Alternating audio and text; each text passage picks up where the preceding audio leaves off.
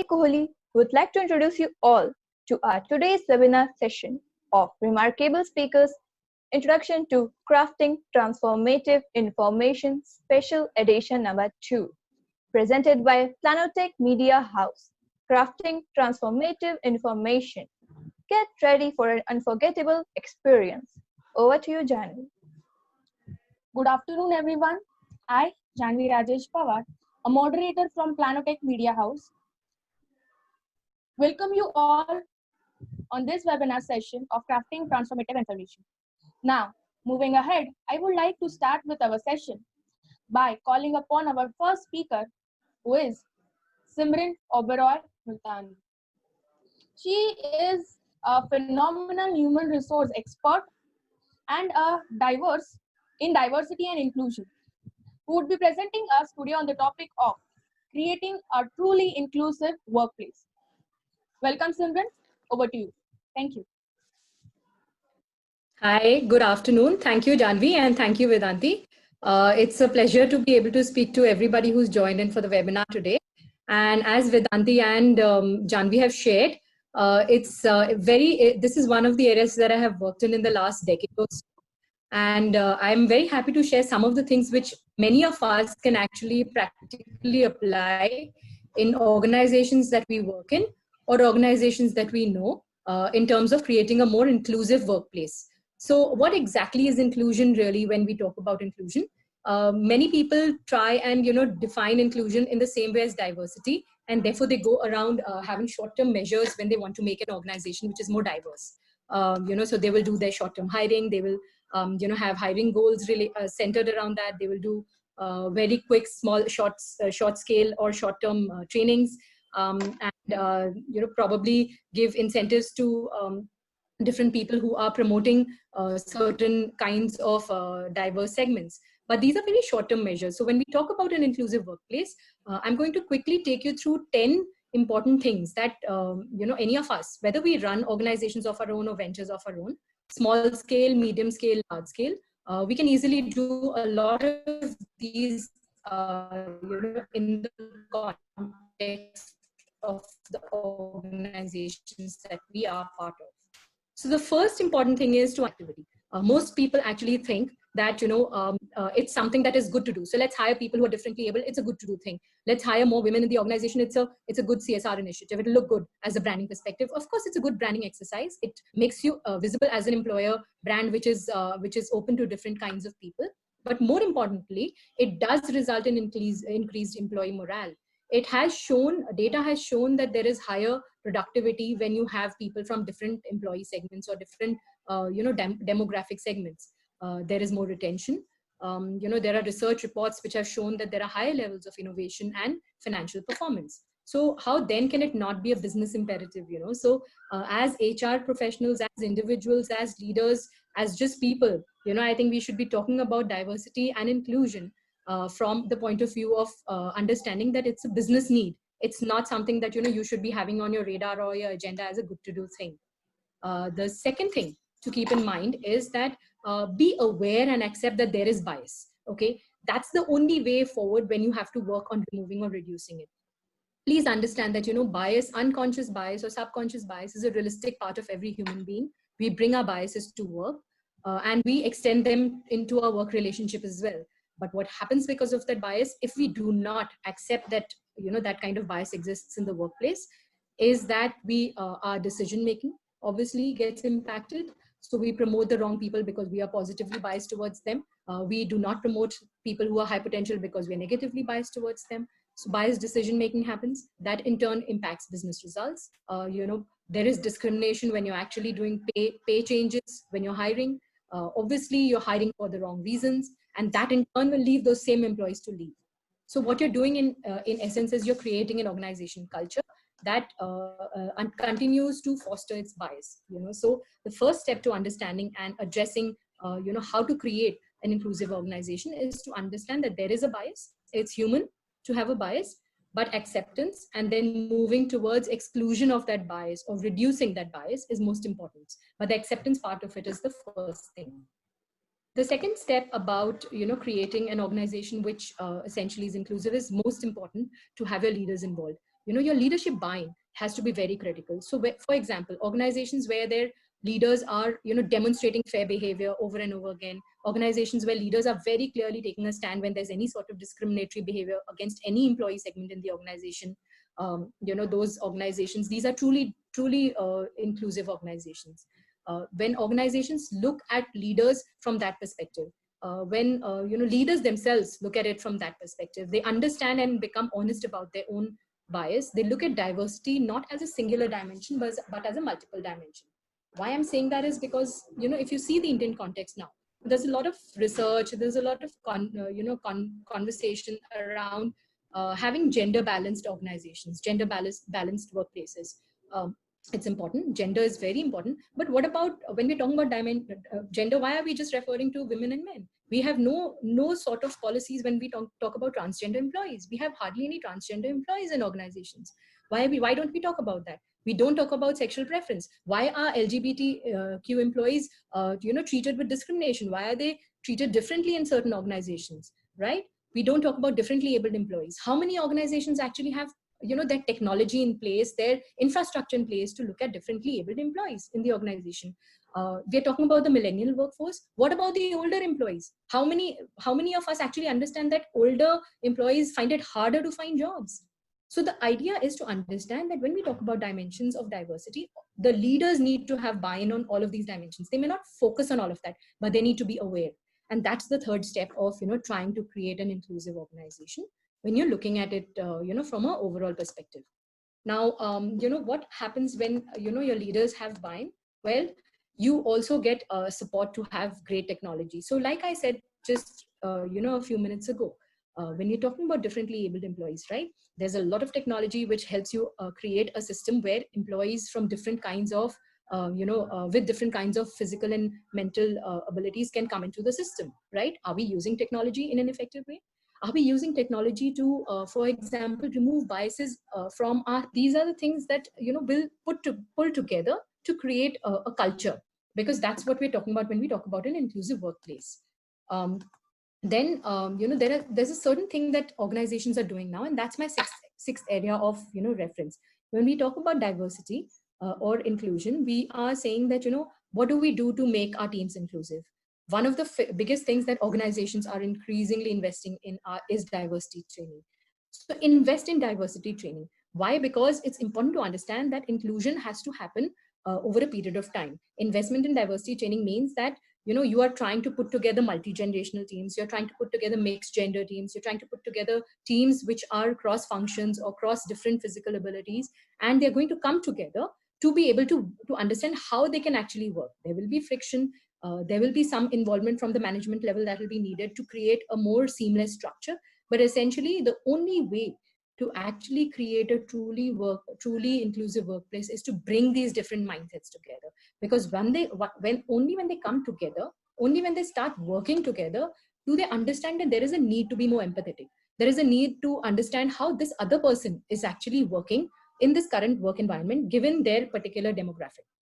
If you don't have mixed gender teams, a lot of men may not understand the challenges that women face, and therefore to say that they're biased in their decision making might not be the right thing, right? So as an organization, to create an inclusive workplace, you have to create instances where an inclusive workplace can start happening, and that usually happens when you have a certain set of training to start with, and when you start putting together people into teams which can work in a different way without worrying about how it's going to escalate, how it's going to actually get into a friction based situation. It's a calculated risk, but it has to be taken at some stage. Then the seventh element of an inclusive workplace would be to understand that you can do many things, right? But if you don't track, that really becomes something, some sort of a challenge, because you have to understand that I can define my goals, inclusion goals, I can define my diversity goals, but I need to be able to monitor the progress. I need to understand that if I have put in a certain inclusion strategy in place, I'm taking certain steps or initiatives to to reach those goals. Am I actually going the right way? Am I following the right process? Once I get clarity on that, I may need to course correct. So I may need to understand that what, this is not working, let me try and shift the kind of way I'm doing this in, right? So that the inclusion audit tells you that what it also does is, because we're talking about diversity and inclusion from a business point of view, is that it gives you clear data on how to assess ROI. So every sort of initiative to create inclusion in your system, in your organization, will obviously need a certain level of investment, especially financial, from the leadership. When you do audits, it helps you assess that I have spent so much money in this particular initiative, or I have invested so much money in this particular intervention. Is it actually yielding the results it should? So there is no harm in trying to assess that, because it's very important to get a clear picture on whether you're going in the right direction or not. The most important part when I come to the eighth one is that you need to emphasize on common goals. I see a lot of organizations which try and do diversity and inclusion in a silos kind of manner. So I have women specific groups, right? I have employee resource groups which are for women. I have culture based resource groups. So I have groups which have, for example, in some other countries, you have in the US, you see resource groups which have African Americans, right? In Asia itself, you have certain resource groups which are created in organizations for certain people coming from certain backgrounds. So the essence of a resource group is dialogue for people who are have a similar kind of need or similar kind of background. But in essence, what it may do is that it may create different elements of distrust. One. Second, it may also not emphasize on the fact that as an organization, we have a common goal. So when you're talking about any organization, whether it's small, right, your most important focus will be to look at your business goals. Usually that is the most important focus. If you're looking at your business goals, if you're looking at your business, your revenue, your sales targets, your, innovation, whatever, those goals, those common goals have to be reiterated irrespective of the employee group you're talking to.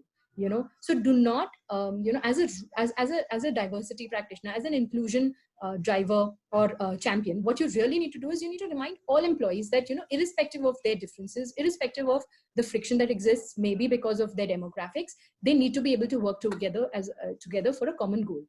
That reiteration has to come from the HR team, from the inclusion champions, from the leadership team, because while unique perspectives are very important, it's absolutely non-negotiable to be able to work together as a team.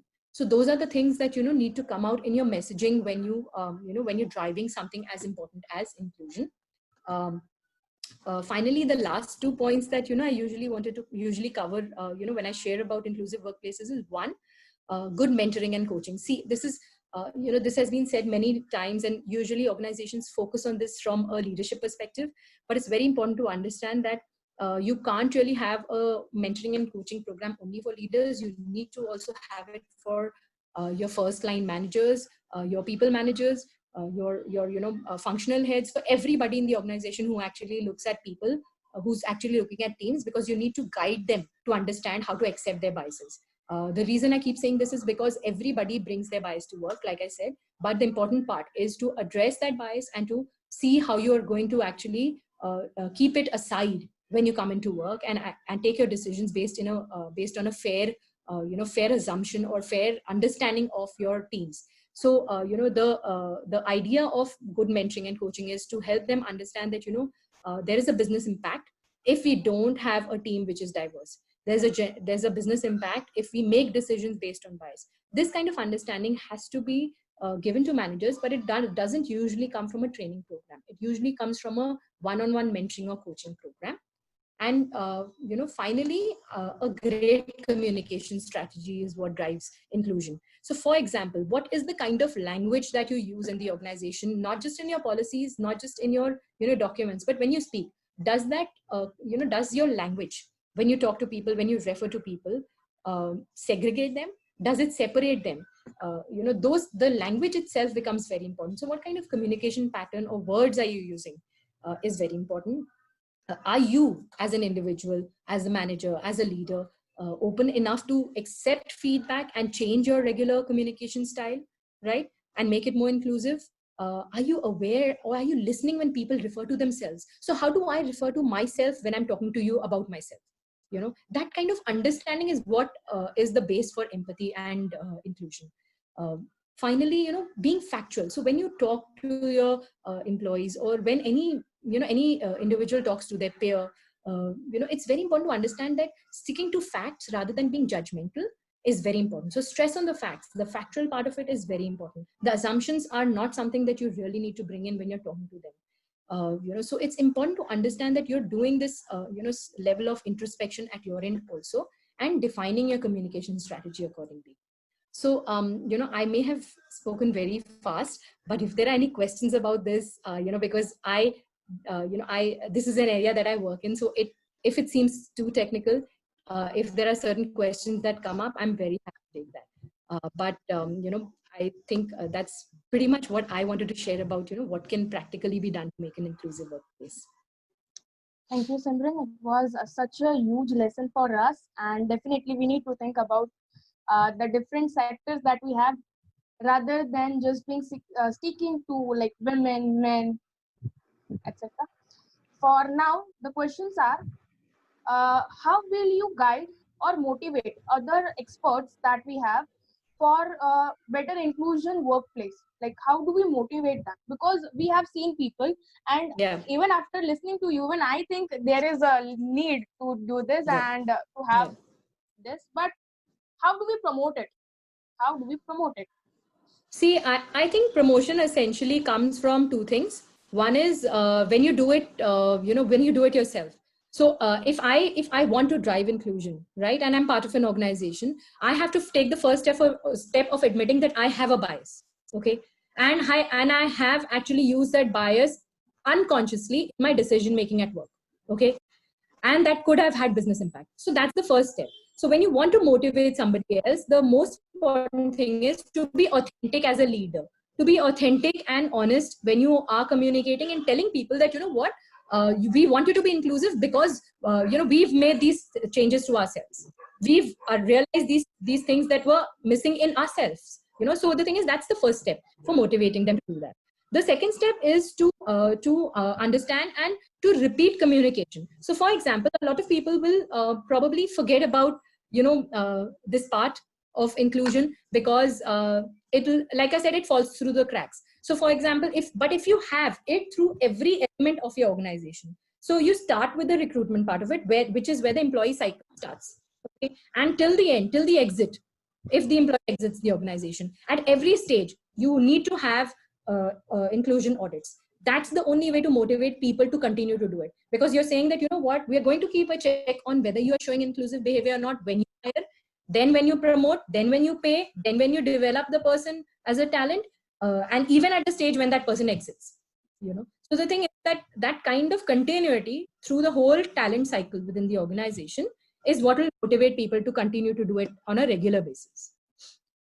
There is one more question that I have is, society has actually created a barrier, like certain things are to be done by women only, and there are certain things that are to be done by men only. I'm not saying against anyone over here. No, that's true. That's true. Yes, but it is hard to overcome those barriers, especially when we start itself. These things start itself from our home, where we see that women are used to do the work of household, like like other courses, while men go out, earn, and that is what we use for upbringing and other economical issues that we have. So what is your thought about that? So my thought really is that, essentially, what you've already answered my question, because you told me exactly what I was going to say, that, it starts at home and it has to start at home. Okay. The change will have to start at home, right? I can't remember the exact words of that saying, but there's this saying that Sheryl Sandberg had shared some years ago. And what she said was that, it's only when, 50% of the men actually run the households, run the household as in the way women run it, and 50% of the women run the companies that we have, there will be actual equality in this world. Okay. And that's exactly what we need to be looking at. See, the thing is that when we're talking about gender, that is where the change has to start. That there should be men who should be doing exactly what women do at home, and there should be women doing exactly what men do outside. So the thing is, that is it's what should I say? It's idealistic. All right. So it's an idealistic situation, but I still don't think it's impossible. So I would say idealistic, but I wouldn't say it's impossible, because I think a lot of men are, changing. But I think the biggest thing is, which I spoke about even on Mother's Day to some on a session, was that the first step is for women to verbalize. Women do not verbalize their need. Women do not verbalize the fact that I need help. And this is not help. This is something that needs to be done at home. I need to be doing this. So can you do this? The thing is, I think that first step has to start from women themselves by verbalizing their need, not really their need, by verbalizing the fact that, what, this is something that I am not going to do every day. You need to pitch in and do this sometimes as well. Or you need to balance this out. And this is something that you need to do. And this is something I need to do, so that both of us can manage our work properly and our homes properly. That is where it'll all start.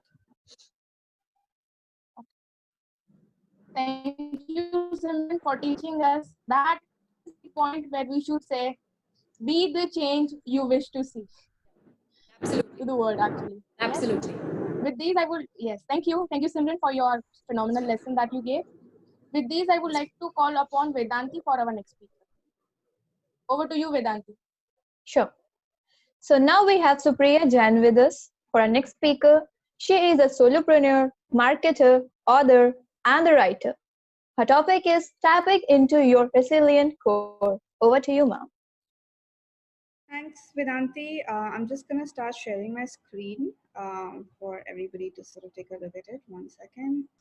I hope you all can see the screen share.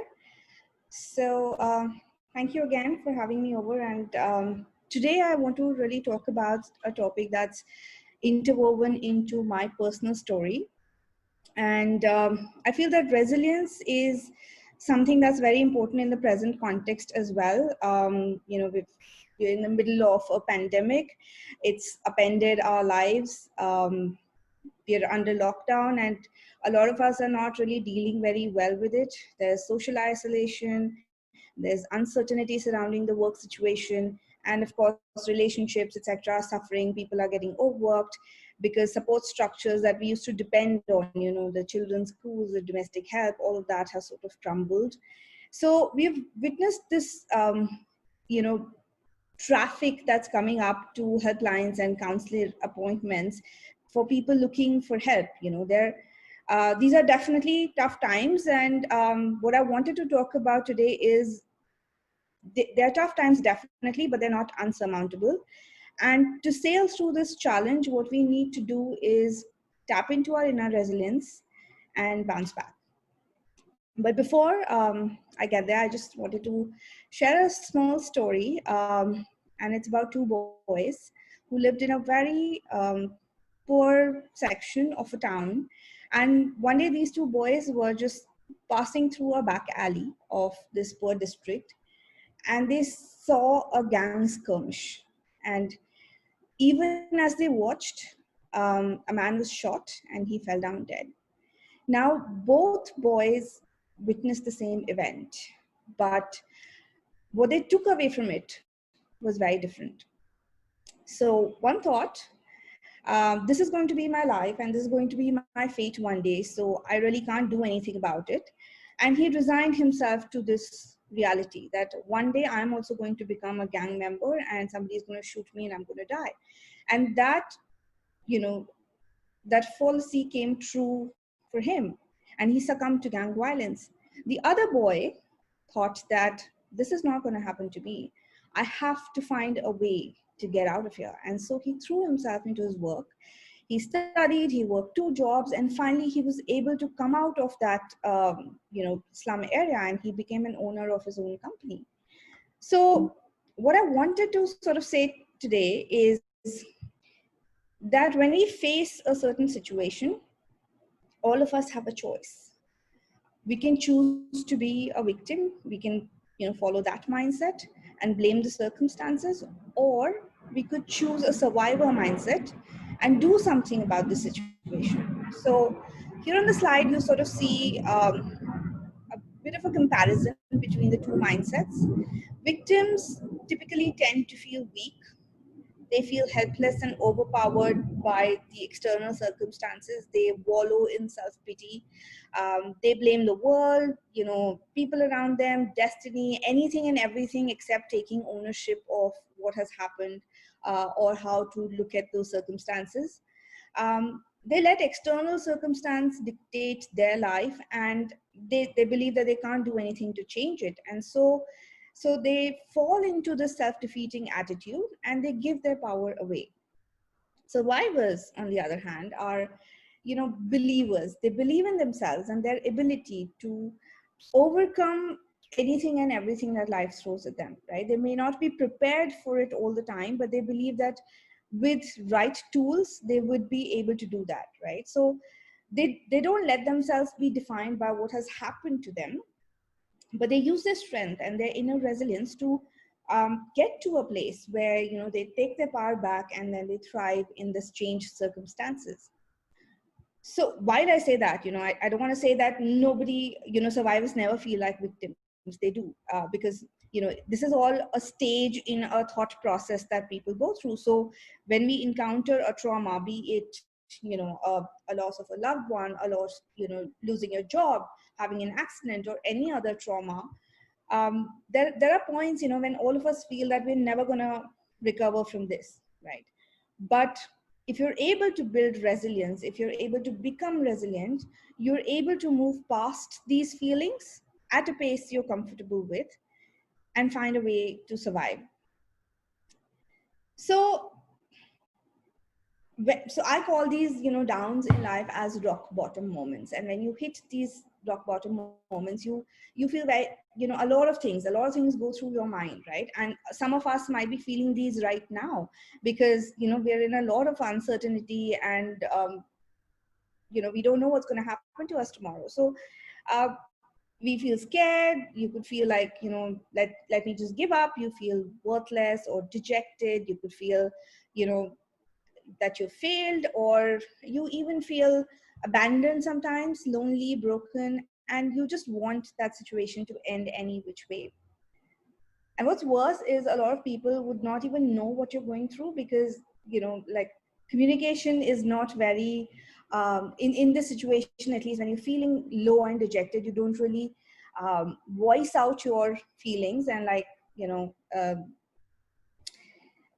it becomes difficult, and they get bottled up, and then sometimes people take extreme steps. So uh, there's a very, very morbid statistic, which is that every 40 seconds a person commits suicide. And we've seen in the news as well that in the middle of this pandemic, suicides have gone up because these are the people who are feeling all this dejection, all this depression, and circumstances are not working for them, but they don't have the necessary support to recover from it. So I believe that the right tools, the right support system can help anyone overcome the victim mentality. And in fact, that's what my next book is going to be about. Um, it's about bouncing back when you feel that you've hit rock bottom. And here I'm sort of exploring the concept of resilience and the many, many dimensions of it, and how do we build more resilient communities, leaders, and individuals. But I'm going to go a bit counterintuitive here for a second and sort of say why hitting rock bottom is good for you, because it does many things for you. And I'm just going to focus on 6 areas that change your perspective completely, right? Most of us tend to go through life believing in certain things and, operating on certain biases and eternal truths. We carry a lot of baggage in our life, right? So when you actually hit a situation that you've never encountered before, and you fall into a low situation, you sort of reflect on your life. It gives you time to sort of figure out a new path forward. And I mean, in the current crisis also, I'm sure many of us have broken away from things that we, took for granted and even considered necessary. And today we're like, okay, I don't need this anymore. Even companies are considering that, right? There was announcements from Twitter and TCS that they're going to let people continue to work from home for a very long time, because, and just a few months ago, work from home was something that was frowned upon. So situations change, circumstances change, and with that, you find new ways of doing things, right? So it's crisis moments that sort of lead us to question everything that we've ever thought to be true and that we've believed in, and that's where the fresh perspective comes in. And what I spoke about just a few minutes ago, which was excess baggage, right? It allows you to analyze the excess baggage that you're carrying, and it allows you to let it go. And only when you let go of old things, that's when you create space for new ideas, for new people, new opportunities, new skills and talents, to come into your life. It's sort of like Marie Kondo method that you apply to your life, that you minimize excess baggage and you just keep what works for you and what gives you joy. So so when you pull out this old stuff, a lot of it which is passed on to you from social norms, from peers, and from your upbringing, etc., you fill the space with new things that you actually want. And by doing this, you start taking responsibility for your own actions and your own happiness and your own well-being. And you've already moved on to a survivor-like mindset here. So, and there's another thing, it makes you a better person. When you go through a crisis yourself, you sort of tend to empathize more with people who've been through something similar. You also find time for more gratitude in your life because you appreciate the good things that you do have and not really what you've missed out on. So when you do that, um, you also allow yourself to love who you are. A lot of us depend on validation from other people, a validation of who we are or what we believe in or our perspectives and outlooks on life. But when you fall into a situation when nothing else is working for you, you sort of you sort of get a new appreciation for yourself, for your capabilities, your reality, your truth, right? And that is where you start shaping yourself into a more resilient version of you. So I'm going to spend a little bit time on some dimensions of resilience, and I'm not just going to dive into it because it's a massive, massive topic, but I just wanted to sort of highlight that primarily resilience operates on personal resilience, especially operates on 4 dimensions. It's your physical, emotional, mental, and spiritual dimensions. And if you're suffering in any one of these planes, then your capability, your overall capability to deal with what life throws at you diminishes, right? So just for example, and I'm going to take the simplest of examples. Suppose you have a migraine, right? And you have an important presentation at work.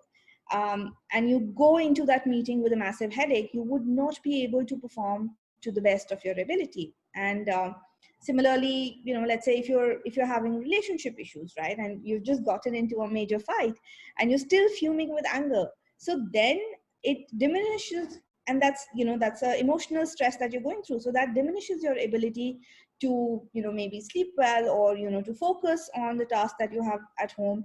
And it might also affect your relationships with other people who are totally unrelated to this issue that you're having. So if you're not able to perform on any of the, or you're feeling low on any of these areas, your overall resilience goes down. In fact, when this pandemic started, I sort of did a survey because work from home was a very new reality for a lot of people. So I did a survey to figure out how people are dealing with this lockdown. And other than a lot of emotional issues people were facing, there was definitely, in terms of looking forward, what is it that they're going to do to improve this experience for themselves? Um, all these dimensions played a role, right?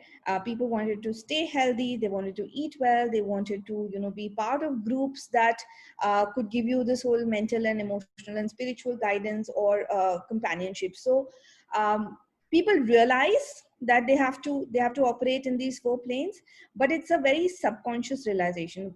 What we have to do to build a more resilient personal self is to consciously work towards bettering all of these 4 areas.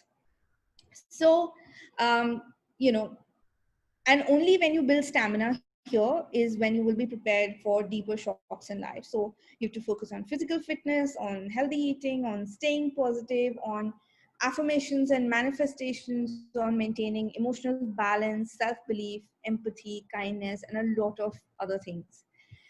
um, so that brings me to something I call the circle of life, and I believe that life is all about change. Often it's a change that we welcome, and sometimes it's a shock that comes and leaves us floundering. But change happens, and change is the eternal reality of life, right?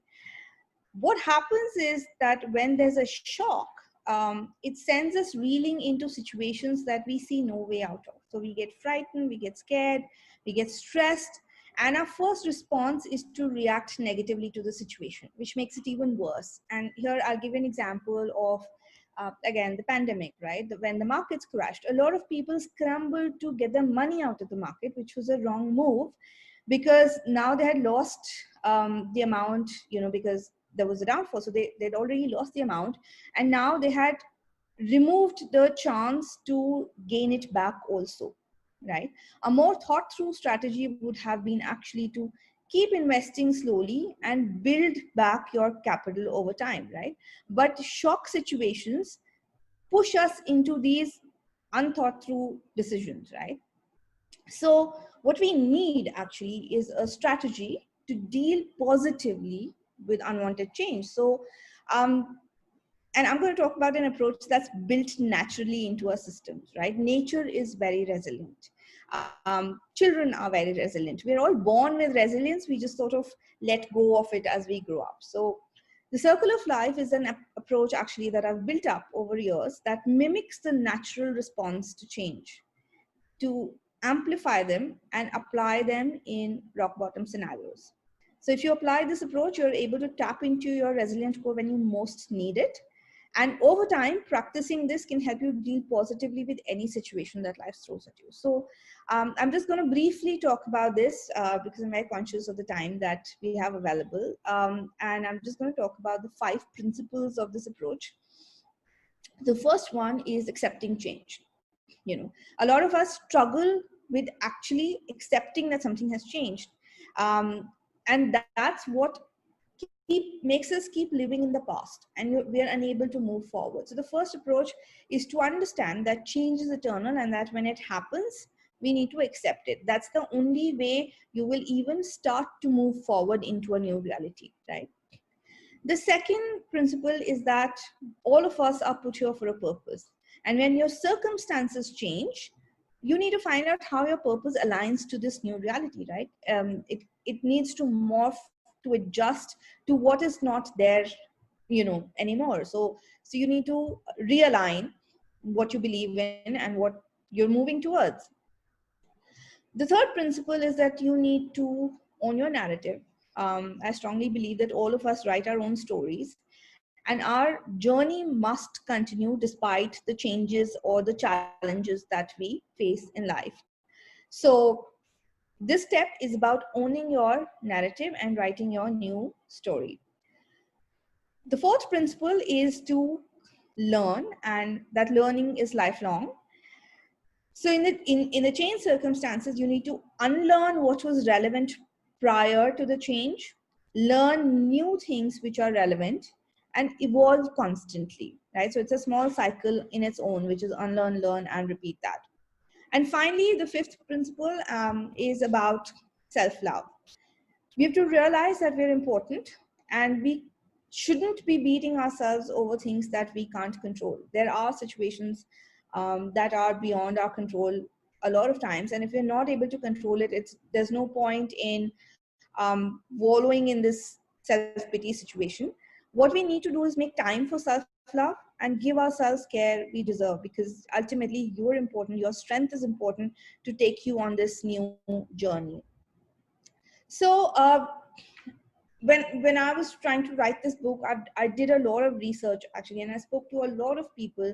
I think I've already spoken to around 35 people who've gone through debilitating situations in life. They've dealt with autoimmune diseases, they've dealt with loss of loved ones, they were at a peak of their career, and all of a sudden just everything went crashing. So what I've figured is that all these stories have these elements of the circle of life embedded in them. All of them have gone through this cycle, whether consciously or unconsciously, and overcome the challenges that were presented to them.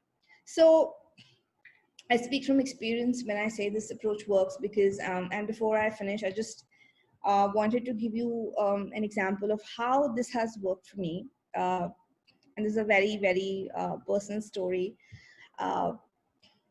my husband passed away when I was 33. I'm 38 now, and I was in the middle of a fertility treatment. We were trying to have a baby. Uh, and the grief and shock of that was nothing like I have felt before or since. I had known him for 15 years, and then all of a sudden he's not there anymore, right? So um, overnight, my life changed completely. And just a month before his accident, I had also left my job to start a new venture and also to make time for the expected baby. And I got this call at 1 o'clock at night. So I woke up to a whole new life that was ahead of me, which is dealing with heartbreak, with loss, and with possibly, a baby on the way and no source of income. So I had again two choices, right? Victim or survivor. I could have tried, I could have blamed the circumstances. This is nothing that I could have controlled in any which way. Um, but I chose to accept the situation and move forward. I accepted that I would have to live life alone and bring this baby into this world all by myself. And that became my new purpose, right? To any which way have this baby. And that gave me strength to do things that I probably otherwise wouldn't have had. Um, and those things brought me closer to my goal. So it allowed me to take tough decisions. It allowed me to go against, popular opinion. And it allowed me to write my own story by following my heart, right? And in this whole process, I learned a lot of new things. Before, um, so my husband really pampered me and really spoiled me. So I didn't know a lot of things. I didn't know how to run a household. We'd been married 5 years, but I didn't really know how things work, because just, stuff happened. I didn't know how to be alone, because I had like grown up with him, 15 years. So he was always around. And of course, I knew nothing about being a mother, but I learned. I let go of assumptions that had, governed my life till date. I did what worked for me, even if it was frowned upon. I come from a very conservative family, but being a single mother is not really something that you do on a regular day. But that was okay, because those opinions didn't align with my new purpose. I said, not happening. I'm going to do what works for me and what allows me to get out of this situation. And over time, then, I healed. I achieved my goal, and today I'm a very proud mommy of a baby boy. So so I'm saying that unless you're willing to take that step to move forward, no matter what challenge lies ahead, um, you would not be able to get out of situations, right? So compared to that journey, of course, the COVID crisis doesn't really feel like much of an issue, but I would not sit on judgment on what others feel, because for all of us, rock bottom moments are different. And all I want to say is never stop learning. Resilience is a part and parcel of life. Change is a part and parcel of life. And all of us have that survivor mindset that we can tap into. So that's all I had to say for today. Thank you so much again. Over to you, Janvi. Well, ma'am, it was such a great information which you shared with us, and how did that you overcome with your situations, and you are saying everyone also to overcome with their situations. It was really a great thing, ma'am. So, ma'am, now we have a question for you. Sure. Ma'am, as we know, in the ongoing situation of pandemic, most of the people are suffering from unemployment, from depression, mental issues. So, ma'am, what are the major steps which you want to share with them? How you will guide them, how they can overcome from this? What are the things which they can do in this situation? Share, ma'am. So I think that two different aspects that we need to look at. One is unemployment, of course, which is something that I spoke about recently in one of the videos that I've done. That this, like I said, this is a crisis where you need to reevaluate what are the skills that you have that you need to monetize, right? A lot of us are going to lose our jobs. A lot of us are already struggling with business, going down, and once, even when the lockdown opens and when the crisis comes down, there's not going to be going back to point zero, right? It's a whole new space that we have to navigate. So if you have lost your job, or if you're not able to find a new job, I think this is the right time to really look at, do you have any other skills that you can monetize? So break away from that, I've studied for 10 years to do something. Break away from that mindset and say, okay, maybe this skill is not relevant in the present reality. What else can I monetize? I have known people personally who've actually, I know a doctor who worked as a medical practitioner for 20 years, and then, she just suddenly stopped and became a baker, right? So it's about finding what works for you in this new situation. If you don't have any skills that you feel are monetizable, there's a lot of free material out there that's available. Even Ivy League universities have opened up courses that you can take to really build those skills that you can monetize later, right? So that's on the unemployment front. On the mental wellness front, I think, again, that's a very, very important topic. And I run this group called Zen Finder, where we're really talking about these kind of topics, right? The first thing I would say is go seek help. We as a society are very, very close-mouthed when it comes to mental well-being. We frown upon people who go for counseling, but talking helps. But getting a third person's perspective on the situation that you're dealing with helps. Uh, if you don't want to go to a professional counselor, you can, look at, there are a lot of other helplines where you just find a listening ear. If you have a confidant, I would say just go talk to them, because sometimes talking just helps, right? So don't stay rooted into that belief that I'm going to deal with it all on my own. Nobody's an island. Everybody needs the help and support of people around them. So go seek that help. So, ma'am, a second question. As you said about your book, share something more about it. Okay, so Yes, ma'am. there are two books. One is work in progress, of course. I have written one which is called A Piece of Him, which is about, the whole story, the journey that I went through after Gaurav passed away, till the time my baby boy was born, who was actually born 3 years after his father passed away, right? So it's a whole story of how I went about it. But in that journey, I learned a lot of lessons, right? My whole outlook on life changed, right? So today I don't run behind, my goals in life are different, and I'm on a quest for happiness, right? And that's something that I'm going to probably, raise my boy as, somebody who's happy no matter what. He might not have good grades, he might not have a fancy job in a fancy company, but happiness matters more to me, because I've learned firsthand that people are more important than anything else in life, right? So that book is about that.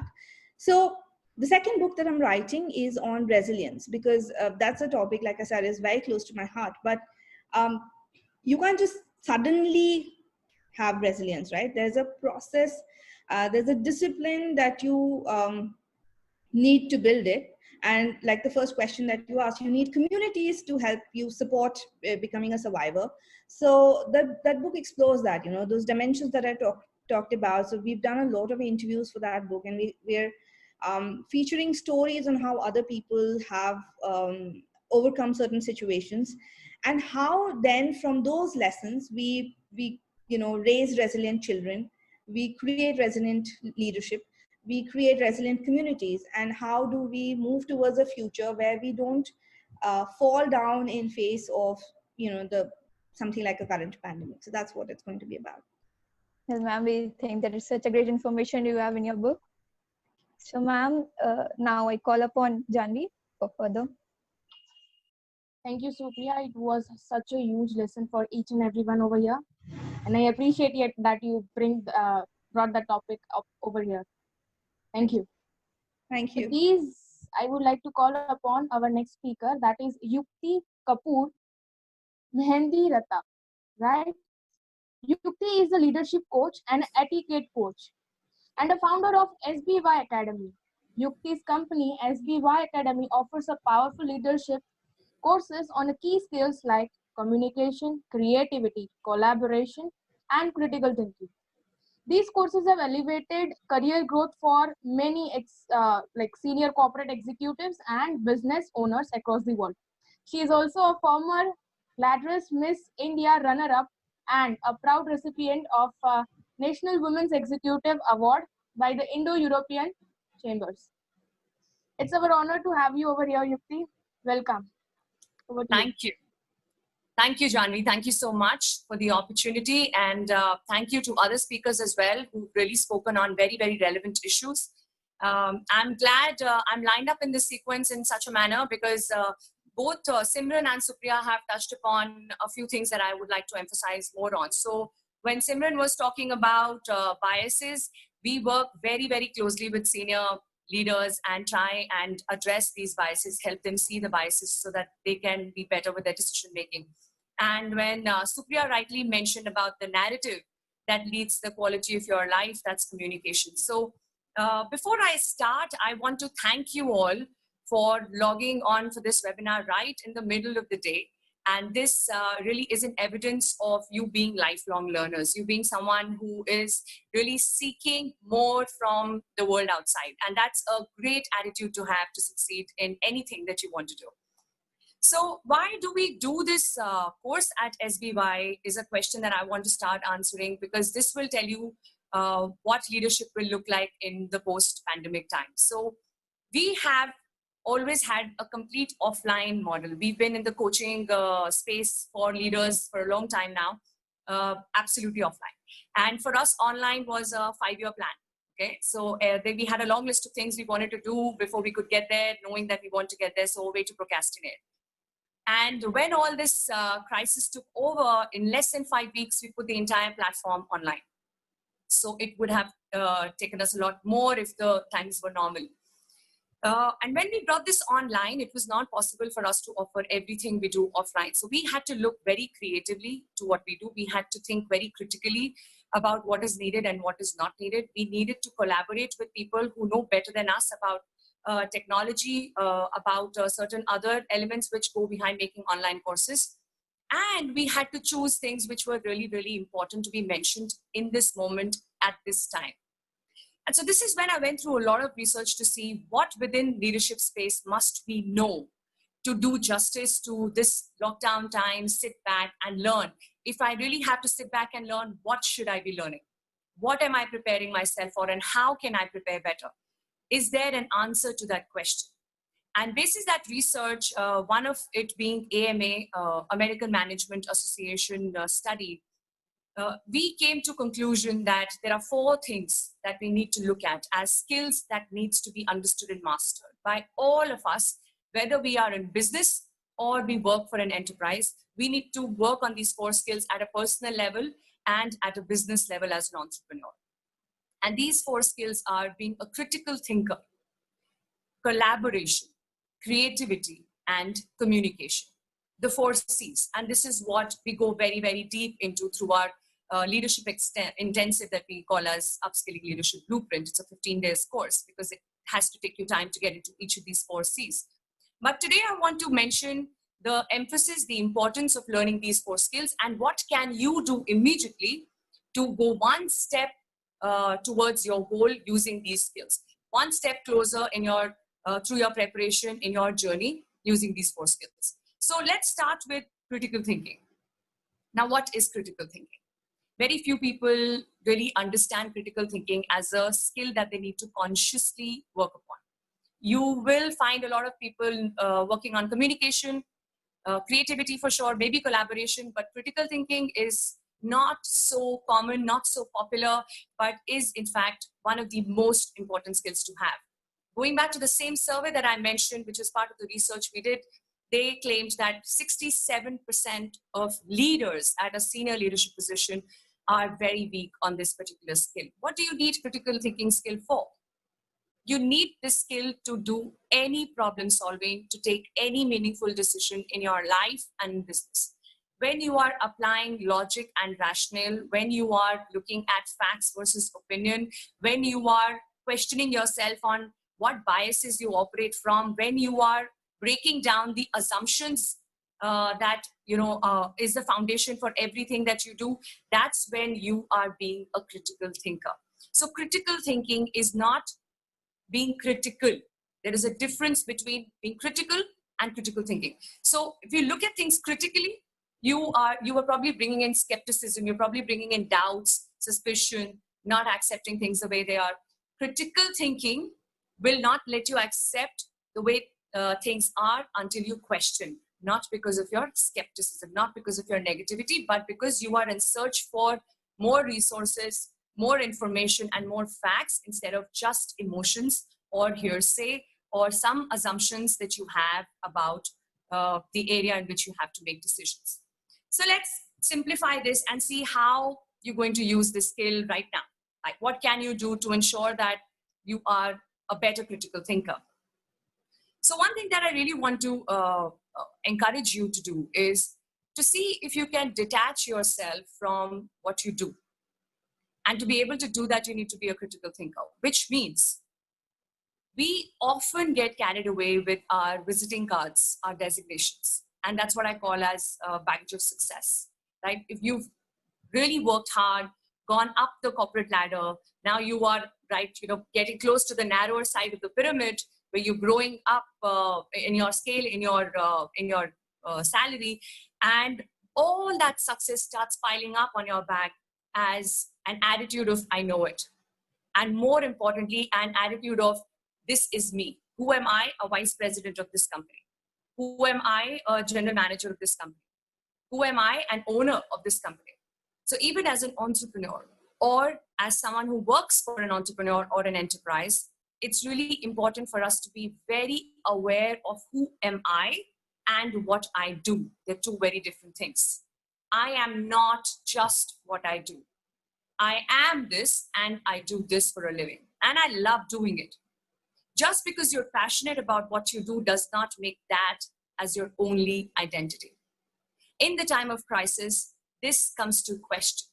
Because if you have mixed this up and if you've not been able to disconnect from who you are and what you do, then losing a job is an end of life for you.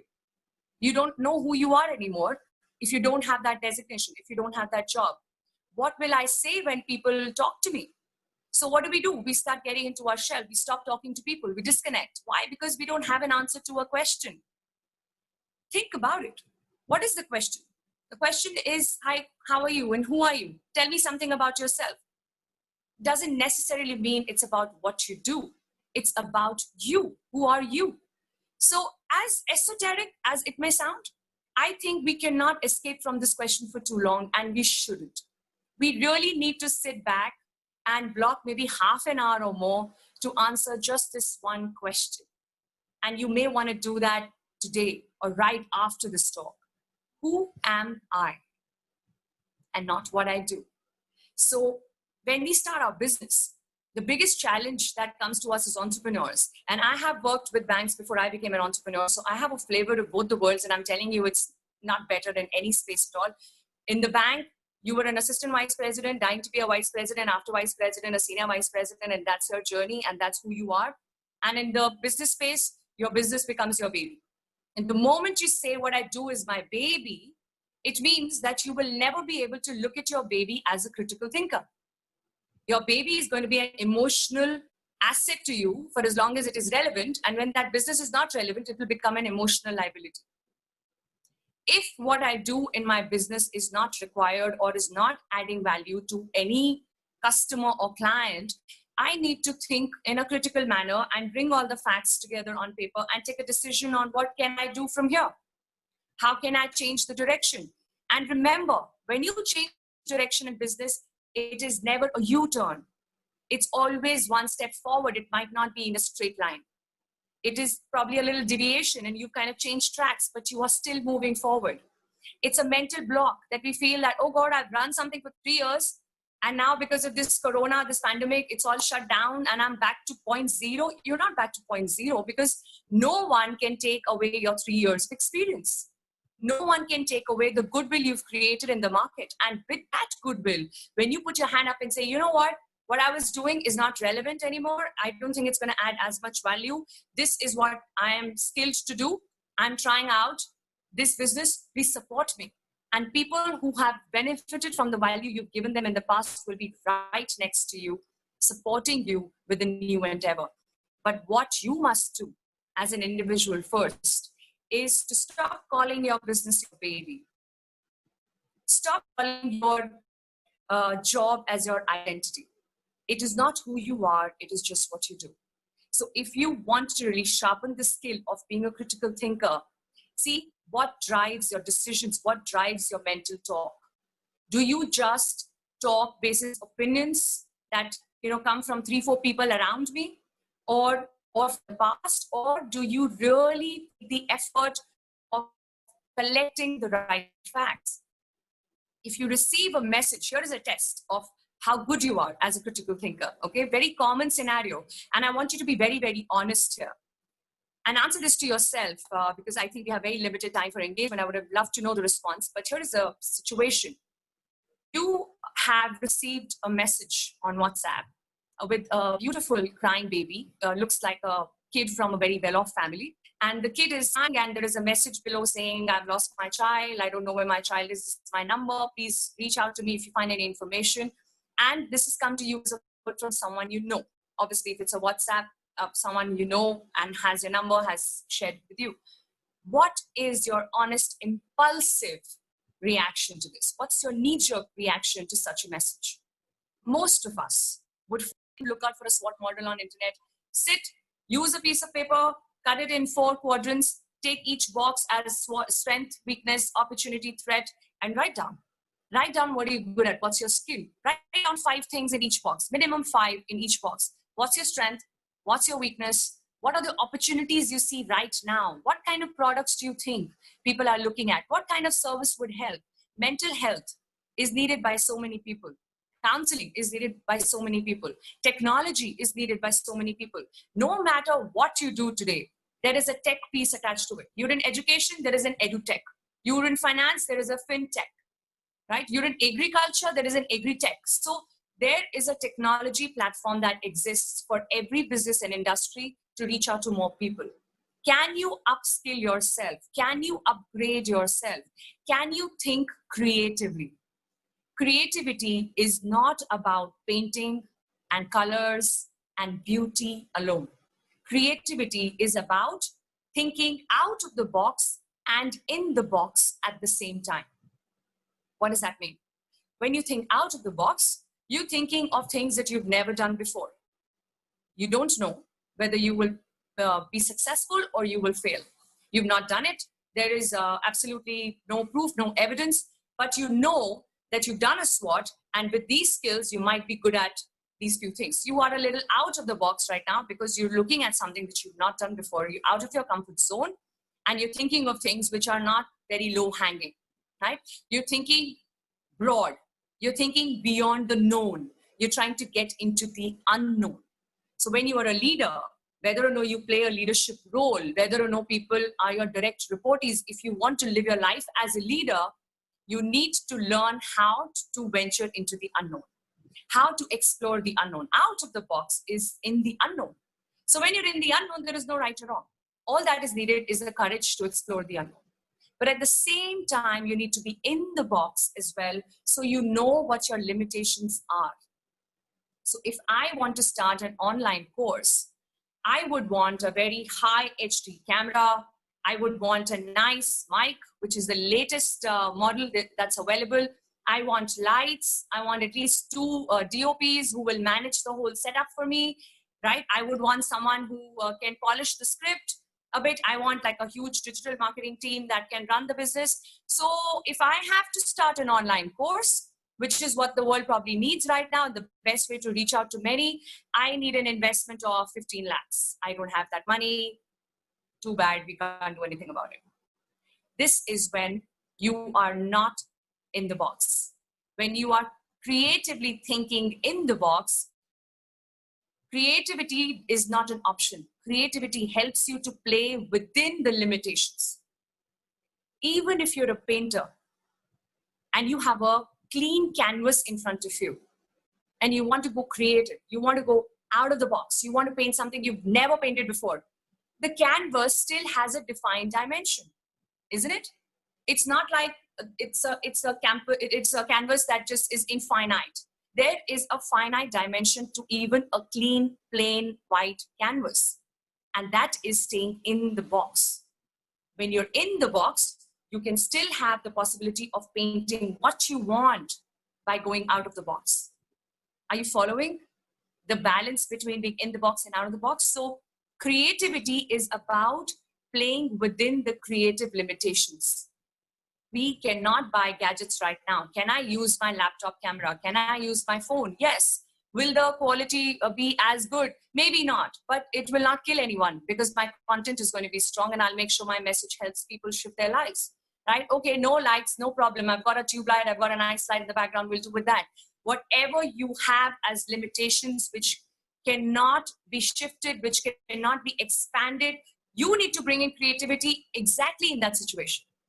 If everything was available, then what is the need for creativity? Creativity is when you're able to make the most out of what you have and then see how you can still add value and still be relevant. So see how you can think creatively, see how you can be out of the box and in the box at the same time, and not use your limitations as an excuse to not move a step forward. The third C that I want to talk about is collaboration. Collaboration is the only way forward. Collaboration is when you drop your insecurities, when you drop your fear, when you drop the need to be the only one in the room who talks and allow people to come in and stand with you, is when you're creating more value for yourself and for your clients. So I could have run this course by myself. It was a great thing for me to invite in expert sessions in our course, and that's the content only available to the participants, but it just adds so much more value because they are great with what they do, and that particular skill they collaborate. You bring in more brains, you bring in more talent, you bring in more skills. And today our client is looking at a one-stop shop.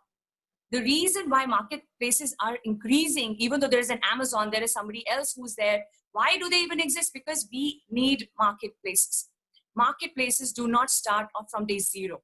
Amazon did not start by selling books and then straight shampoos and nail polishes. It was a slow process. It first starts with related products and then it starts getting into diversified products. That's exactly what we need to do with our businesses or even within the team. How can I collaborate with other functions? How can we create a project instead of just being this HR person, just being this backend, just being the salesperson that I am and have always been? Can we pick up a new project at an enterprise level, at a company level?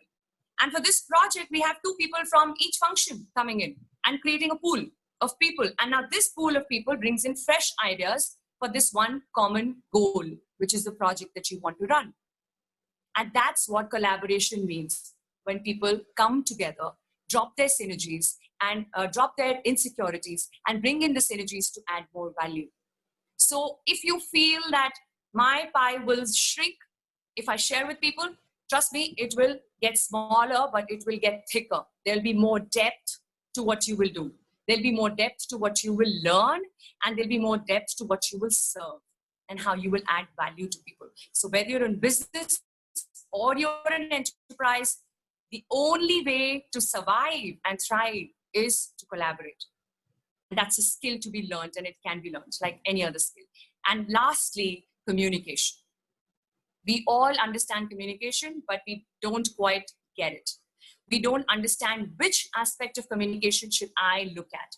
And on top of that, the icing to the cake is that in crisis situation, you need to over-communicate. And why you need to over-communicate is because you really need to connect with people and check that they're okay. If you're a leader, you will have people aligned to you. You're responsible for their emotional well-being as much as you're responsible for their financial well-being. So staying in touch with them. Over-communication does not mean breathing on people's neck and taking reports twice a day. Over-communication means when you're in touch with them to check on their well-being, not to check on the tasks assigned. You call to connect and not to only instruct. So 2 things that I want you to remember in this crisis situation as far as communication is concerned is to connect with content. As the first thing, right? Connect with content. Know what you're talking about.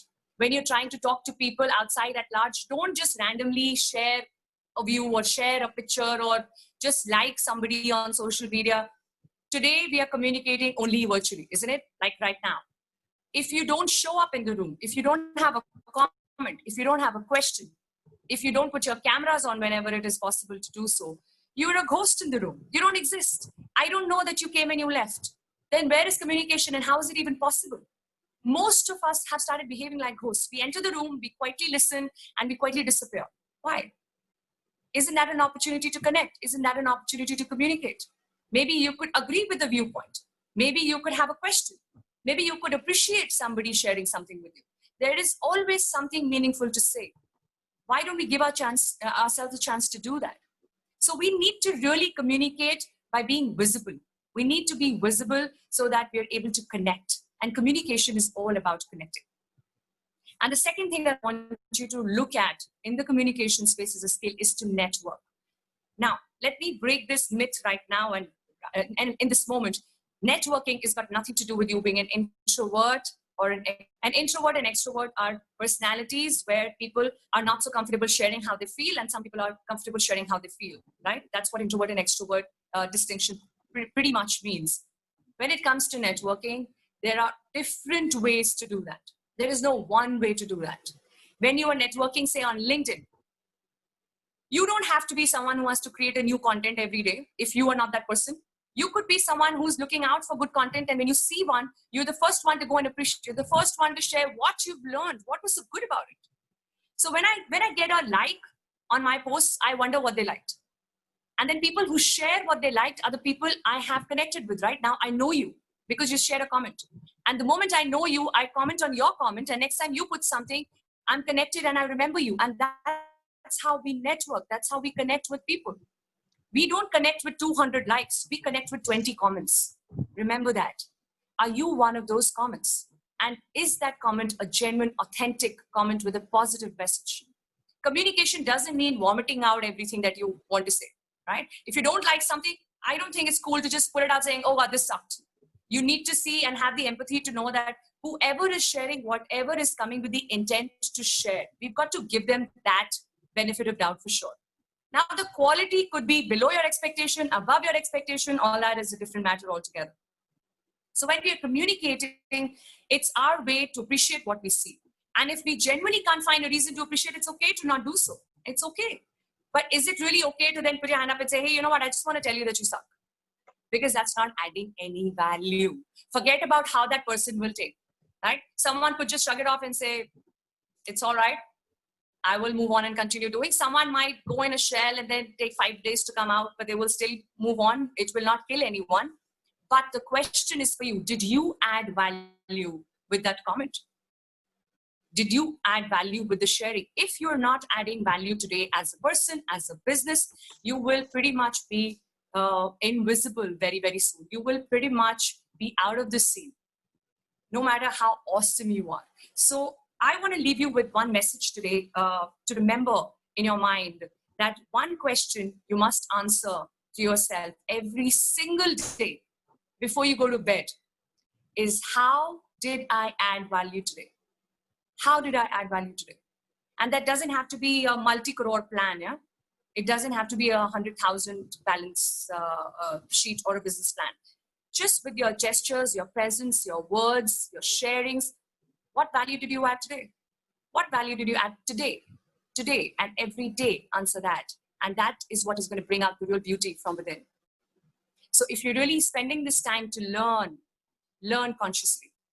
Learn something that takes you closer to the goal. Have a goal for that. Be clear about your goal. Commit to your goal.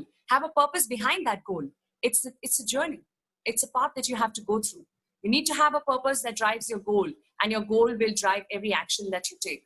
And those actions will include the learnings you will pick for yourself. Otherwise, you can go around learning 20 things and that adds up to nothing. If I've spent 2 months learning guitar and I have to come back at my job and there is nothing new that I know about my job or that sector, how is guitar going to make me any better as an employee or a business person? So it's great to learn guitar if it's a stress buster, but we also need to bring in subject matter learning. We need to bring in self-learning. What part of my personality needs more polishing? I know it. I have known it forever, but what am I doing about it? What's my plan to upskill myself? Think about it, have an honest answer, make a plan, and dive into it today. Thank you so much for this opportunity. I would love to take up questions if there are any. That was a phenomenal lesson, I must say, Yuti. The first question that you have is, as you said, emotions do play a big role a vital role. So do you believe that emotion hampers our business ideologies at a time? Brilliant question. Brilliant question, because we really get confused with emotions, and emotion becomes synonymous to weakness, right? We're humans. Emotions are a natural thing for us to go through. Some of us express those emotions, and some of us are not able to express. But none of us have no emotions at all, right? Otherwise, we are robots. So if you're not a machine and we are a human, then we have emotions. And emotion is your strength. Emotion is also the fire in your belly to do more, right? Emotion is also what brings your hand forward to pull somebody else out of shit. That's an emotion that will give you the motivation to motivate somebody else. The problem is not emotions. The problem is not knowing how to manage your emotions, right? If you know how to manage your emotions, then you use your emotions as your strength. It goes in that S quadrant. If you don't know how to manage and you're all over the place with your emotions, then it becomes a W, your weakness, right? So if I'm angry and I'm all over the place and I'm breaking all the glasses around, I'm creating nuisance. That is now becoming my weakness. People are finding it difficult to deal with me. But if I'm angry and I have that self-awareness, and it's a skill, by the way, to uplift and elevate your self-awareness. If I have elevated that for myself, I know what's happening in my body, a physical change that is telling me that I'm not okay right now. I'm not in a good place. Then I should also know myself enough to say, what do I need right now? Do I need a glass of water? Do I need to listen to one music track? Do I need to tell people to give me space, communicate that? Is that what will work for me? I know what will work for me. It is just that I don't spend too much time to understand what will work for me, what will bring me down. And when I'm not in a state of anger, I can always communicate that I felt anger. Are you understanding? Yes. You can always talk about your emotion as a feeling, but you cannot allow yourself to quickly react and get into an action mode. So feeling is okay if it's an emotion, but if feeling is your way to react and not respond and get into an action immediately, that's when you're getting carried away with your emotions. You're not managing them well, and it is becoming from your strength, which it is supposed to be, to your weakness. Thank you. We have another question that is, as you said, SWOT analysis. But there are so many people who actually find themselves as multi-talented, like you, I must say. You are an entrepreneur as well as in past you were like, I should not say past, you were a former Gladys Miss India runner-up, right? So both the phases had their own individuality. They both have their unique places at a particular point of time. So what would be your advice to those people who had so much of like talents and everything? So how do they prioritize their like things? How to prioritize what to take. Sure. Yes. Sure. Thank you for that question. So it's a very, very interesting question. And in fact, I've written a blog on this. It's on our site, sdbyacademy.in, because, for some time I was wondering, what have I done in life? It just looks like scattered dots and so many different things, like math graduate and then MBA in marketing, then, bank job and then modeling and now entrepreneurship. So just all over the place. So how is this really adding up?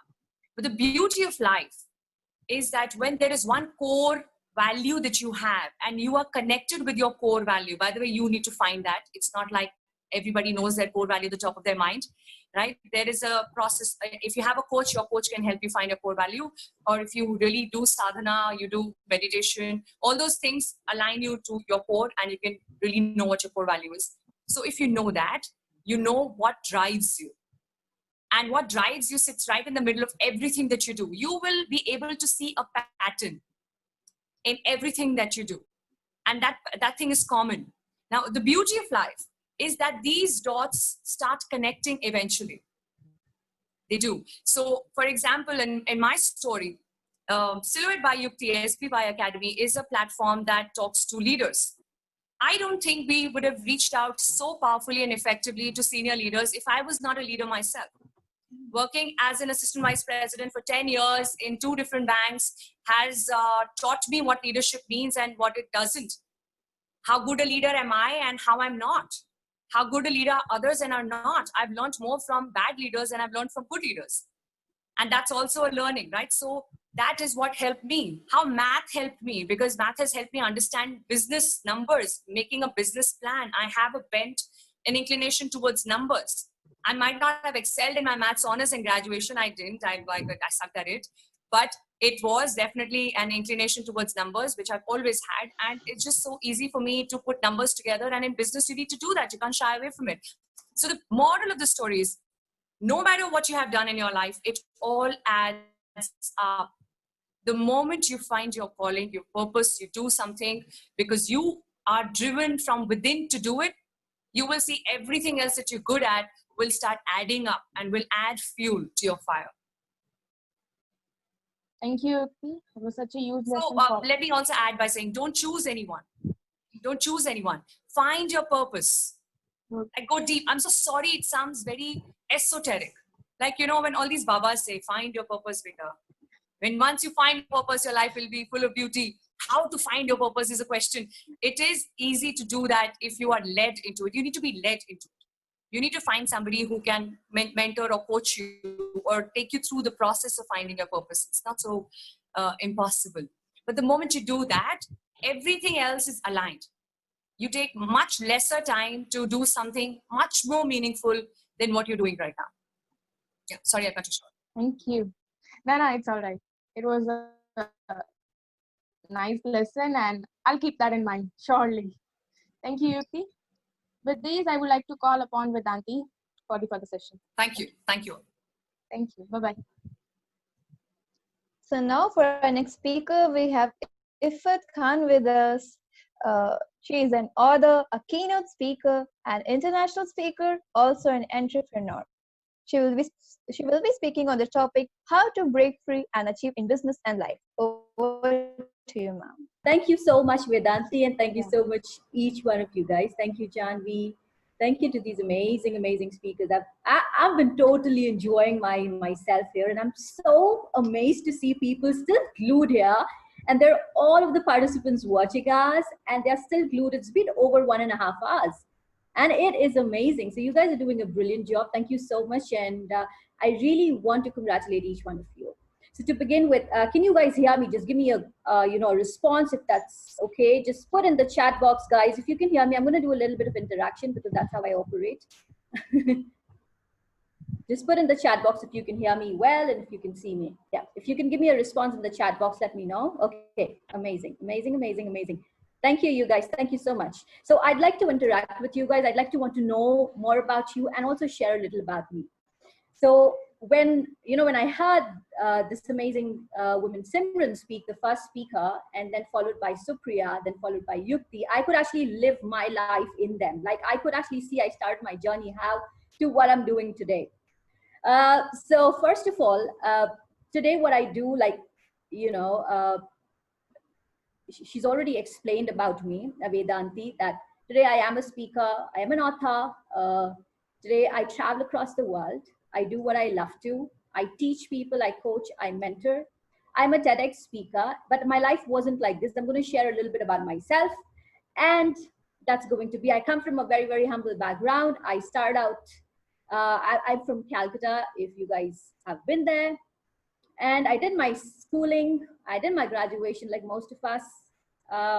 And all I had to do was just take up a job. That's what I did. I worked for 8 years. I started with the bank. Like, I could connect with Yukti on that. So I started working in a bank. I worked for MNCs. I worked for US. I worked for Canada. I worked for global projects. I was so passionate about diversity and inclusion, so I could connect to that. I have been through rock bottom in my life. I have been dealing with leadership, but that does not count. None of that counts. The reason while I'm sharing that to you is because where I come from and what I do today is absolutely magical. It's absolutely something which I have never thought that I'll be able to do. So here, I'm not going to teach you anything, the last bit. I'm not going to train you on anything. I'm not going to share any strategies. I am not going to motivate you. I'm not going to inspire you because that's not what I do. And that's not what I do. And I don't believe we can do that. What I believe is you can do that. You as an individual have it in you. You don't have to, you can learn from everybody, but you know what, you already know it. So what's stopping you from doing what you really want to do in your life? So the reason why I took up this topic in my brand, which is called Break Free Millions, I run a show today, which is called Break Free Millions, and I have industry leaders. So I've been coaching leaders, I've been coaching CEOs, I've been working with Fortune 500 CEOs, I've been working with like people from every aspects of life. Name it students, name it entrepreneurs, name it housewives, name it anybody, professionals, and I've worked with them, and that's how I come where I come from today. And now I'm so happy that, I hope you guys stay. And Jarek Robbins on my show, Break Free Millions, which is on YouTube. And the only reason why I connect with these guys is because of the journey I've had. So everything that you do, everything that you have experienced, it's an experience, it's a learning curve for you to do something more. And, when I was working in corporate, I got an opportunity to work with, like, on major projects. I worked with US, North America, Canada, you name them. And today I've been able to help and work with over 100,000 people in like several different countries across the globe. Through my work, through my webinars, through my workshops, I've been featured on different media platforms and on different news channels. It's because of the work I do. And how did I do it? Right? So you guys must be asking me, like, how do you do it? I want you to actually ask that. Put it in the chat box, put it in the question, ask me your question, and ask me how did you do it? Because I'm quite sure you would connect with me. I know we all have that inner voice telling us, you know what, I can do so much. I can see people doing so much. I can see this is so amazing. She is amazing, but I think I can be like her. I can do like her. And I was the same. I was in the same place. So I'm a certified Six Sigma Black Belt. Thank you so much, Ridesh, for your question. So I'm a Six Sigma Black Belt. I'm a certified web developer. I did my graduation in accountancy honors. I joined bank. I worked with technology. I've coached and mentored startups. I've been into artificial intelligence. I've worked with 3D printing. I've worked with NGOs. I've worked with colleges. I've worked with corporates. I've coached, mentored every individual that you can imagine. And what I learned, one thing and simple thing that I'm going to share with you today, that will bring you transformation. I'm not going to share information. I will not share any content. I will not share anything because that's available on Google. You can check it out on Google. What you really need right now and why you guys are glued here is because you guys love to learn. You guys are amazing. You guys are so curious that you want to know more. And I really want to appreciate you for that. So how exactly transformation happens? In my life, transformation happened. It wasn't my technical skills. It wasn't my knowledge. It wasn't my intelligence. It wasn't the fact that I was leading global projects. It wasn't the fact that I've done whatever I did. It was a simple fact of me being hungry. Let me ask you, how many of you are hungry? How many of you are hungry to grow? How many of you want to achieve really amazing things in your life? How many of you want to give a good life to your family? How many of you really want to live the life you've always been imagined and you've always been dreaming of? How many of you are hungry? I want you to participate. Let me know how many of you are hungry. So I went on into this quest of knowing myself and finding myself and understanding who I am. So I did my corporate career, finished up with that. After that, I failed my first business, by the way. And after which I decided to quit upon that. And then what did I do? I hit rock bottom. I was on the verge of losing my family, my business, myself, my self-worth, everything you can imagine. And then I said, let me give myself one more time. I did that. And I did get hold of amazing people. I found amazing people on my journey and I could find myself. So your skills, your certifications, your talent, your intelligence, the way you are does not matter. Absolutely nothing matters. What matters is what are you doing today with what you have and how far do you want to go? And what matters is what most importantly people do and don't understand is that they just look for themselves. Like, what can I do for myself? How can I get this? How can I get this? We are living in a world of, selfie culture. One of my coach always talks about this. And it's like always me, but that's not exactly what's going to take you far. That's not how you will achieve unless you have a fact, unless you have that desire to actually help people. You have the desire to contribute, and that's what's going to take you far.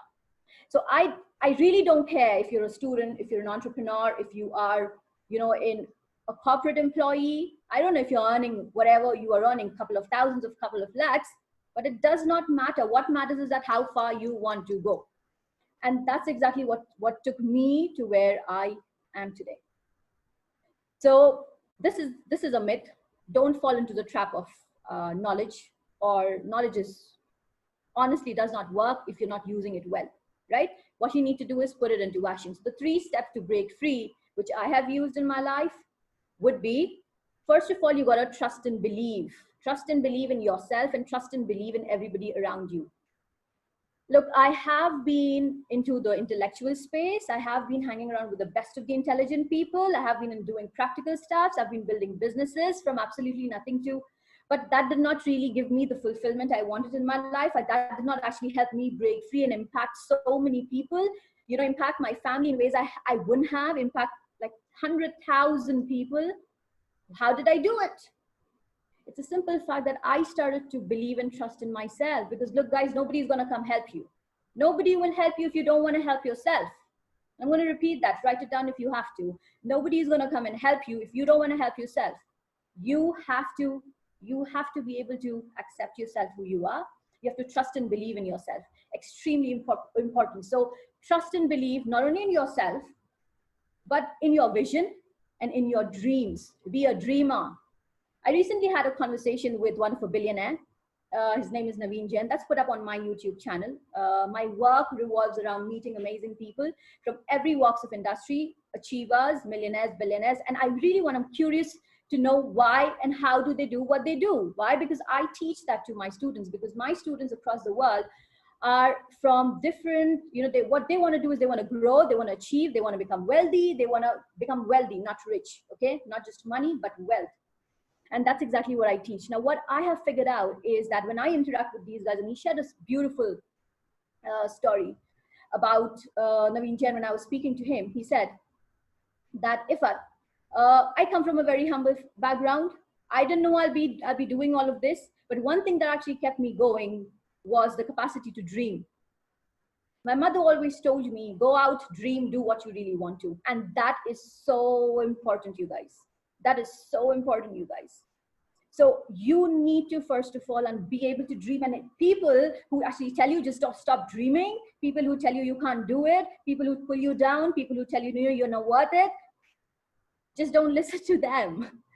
And that's the biggest lesson I really want to leave you guys with. I really want to tell you that you have everything that it takes. All you need to do is trust and believe in yourself, in your dreams, in your vision, more than you believe in anybody else. And don't give up. Don't give up. No matter whoever says whatever. I know you're going to face challenges. I've been hit by rock bottom. I've been in a place where nobody else would really want to be in. But I have survived, and I'm thriving beautifully, because today I have a mission and I have a purpose. Like, Yukti did mention about purpose. It's not cliche. It's not something like, just a word, but it has a deeper understanding and meaning. And I teach people to understand and find and break free of all the negatives that's actually holding you. Everything, most often, we as ourselves, we cannot see us winning. Okay, we can't see us winning. Why? Because we are scared. What's going to happen? What's going to other people think? I'm going to lose my friend. I'm going to lose my family. It's going to be a hard journey. I have to sacrifice and things like that. Those are all excuses. Today, if you say that, no, I don't have time to actually work on my dreams, especially during this pandemic, guys, you need to really think upon this, because we all have 24 hours. There are people who are impacting massively. They're doing amazing work. They're actually contributing. They're changing people's lives. They have the same 24 hours, just exactly like you. So what is stopping you? What is stopping you? And I want you guys to actually put in the chat box and let me know, what is that's actually stopping you? Is it your inner thoughts? Is it your, inner belief? What exactly is stopping you? And that's what I teach. So guys, if you want to get any information, any content around this, do go check out. Just type my name in Google, Ifat Khan, you will find me. I share a lot of free content, a lot of free resources.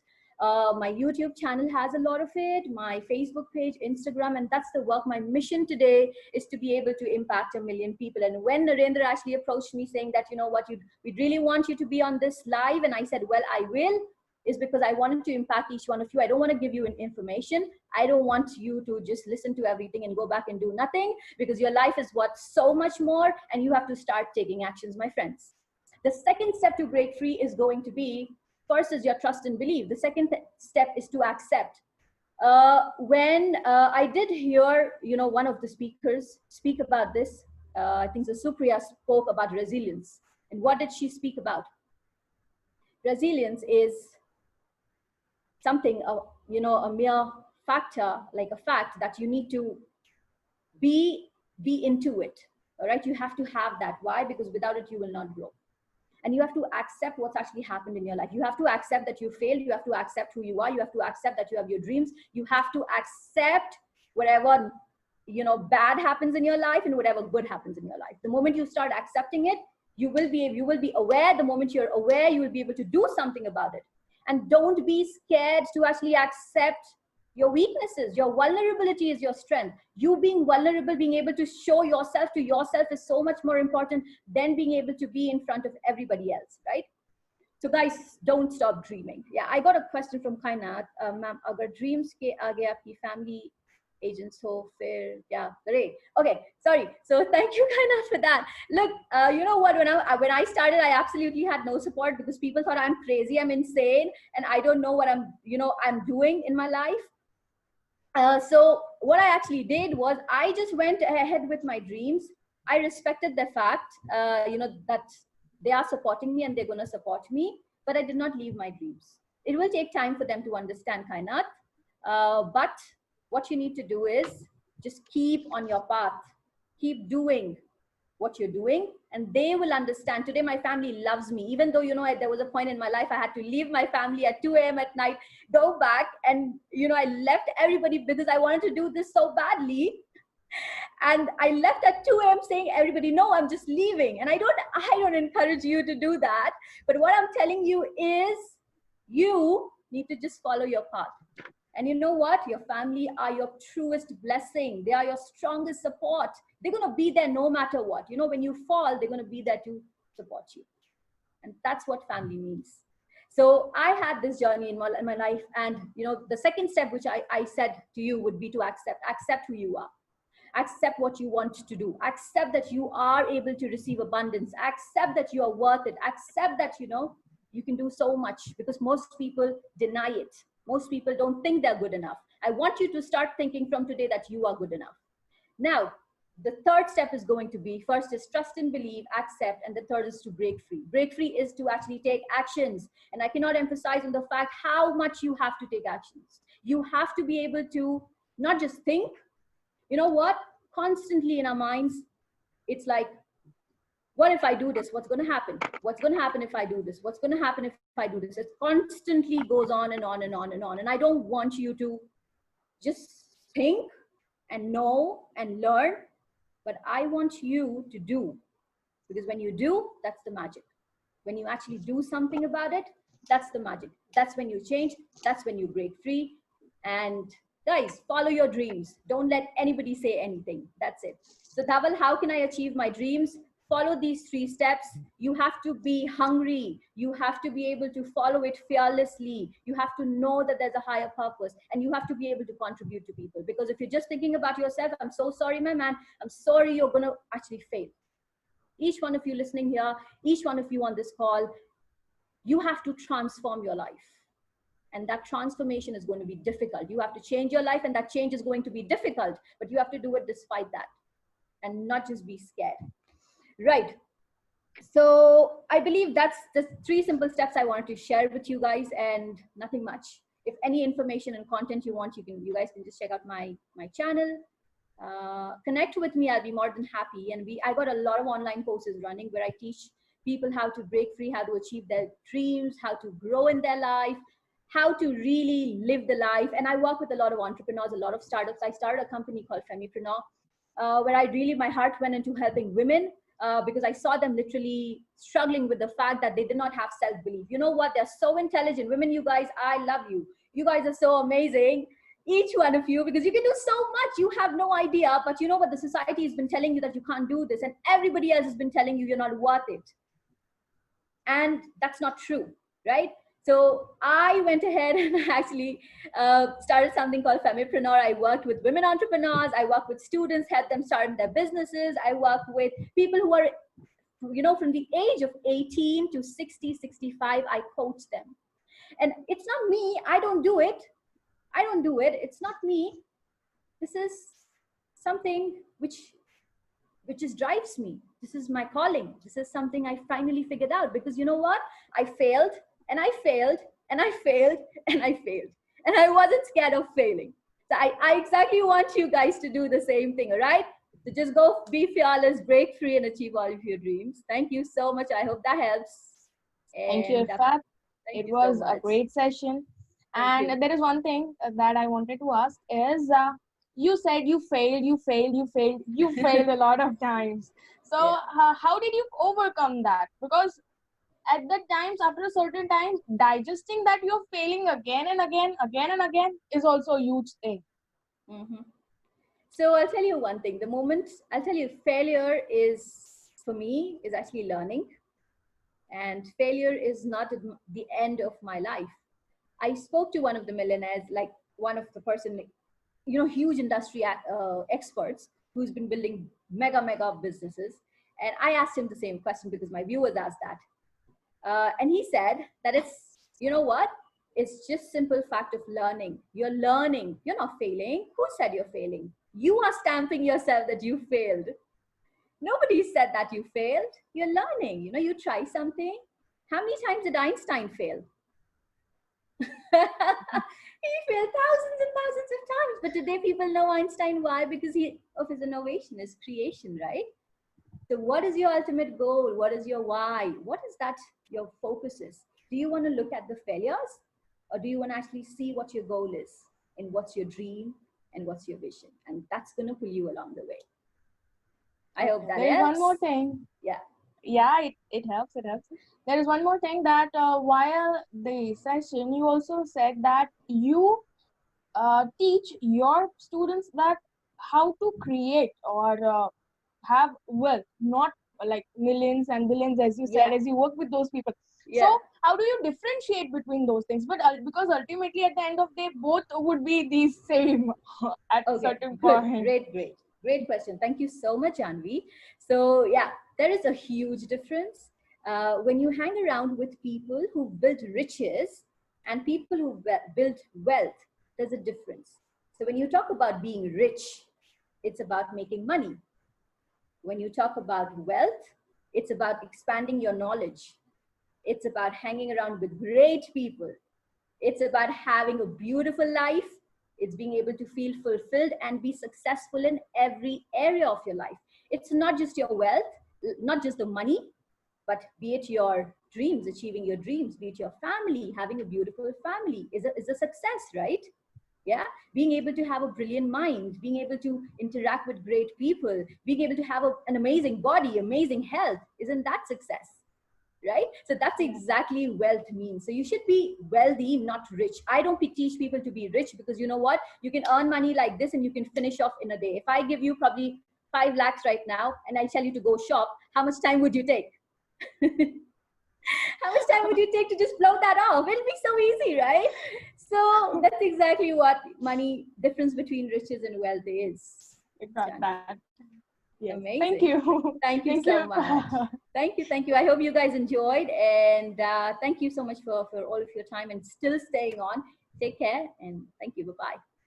Thank you, Ifat, for such a huge lesson that you shared. And yes, there is a difference between wealth and millions and everything. Yeah, thank you. With these, I would like to thank each and every speaker that who gives like such a huge lesson, shared their experience, and shared their knowledge that was necessary for everyone. And I hope that we did answer to some of the queries that people were having. With these, I would like to thank, first of all, Simran for teaching us that we should overcome all the biasness at the work and build our own individuality that everyone should have.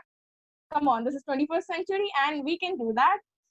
I would like to thank Supriya to teach us that now it's a time that we need to rise. Okay, we grew. We are still going. But now we need to recognize our community, the people who are surrounding us, and share the friendlier hands to them. Build a community that is actually friendly in terms rather than just saying it, yes, that we are friendly. I would like to thank Yukti for teaching us that yes, leadership is an essence and it's an influence. It's not an authority. If you have dreamed about something and if you want to be successful, you just need to work upon it.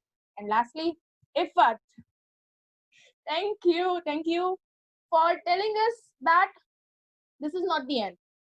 Failure is not your fault, and success is not that hard.